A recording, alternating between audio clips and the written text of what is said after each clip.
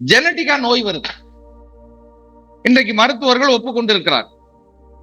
நான் PT cigarette சாப்பிட மாட்டேன் சார், அசைவம் சாப்பிட மாட்டேன் சார், வேற எந்த கெட்ட பழக்கமும் கிடையாது, ஆனா கேன்சர் என்ற கொடிய நோய் வந்திருக்கிறது, அல்லது வேறு விதமான உயிர்கொல்லி நோய் வந்திருக்கிறது.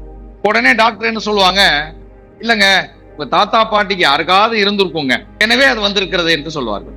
ஆனால் அதை இன்னைக்கு கண்டறிவதற்கான வாய்ப்பு இல்லை. ஜோதிடத்துல கண்டறிய முடியுமா என்றால் கண்டறிய முடியும். அதைத்தான் நாம் கர்ம ஜோதிடம் என்ற கான்செப்ட்ல நடத்திட்டு இருக்கிறோம். தாய் வழி கர்மா, தந்தை வழி கர்மா, தன் வழி கர்மா என்ற ஒன்று இருக்கிறது. இந்த தாய் வழி கர்மா என்பது சந்திரனுடைய தன்மைகளை பொறுத்து தாய் வழி கர்மா நம் உடலில் அமர்ந்திருக்கும். சந்திரனை வைத்துக் கொண்டு, கடகத்தை வைத்துக் கொண்டு, 4ஆம் பாவகத்தை வைத்துக் கொண்டு நம்ம தாய் வழி கர்மாவை ஆராயலாம்.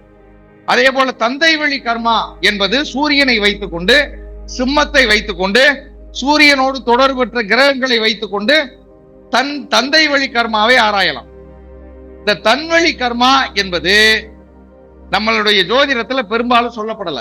இந்த தன்வழி கர்மா என்பது எங்கு இருக்கிறது என்றால் மிதுனத்தில் இருக்கிறது, 3ஆம் இடத்தில் இருக்கிறது.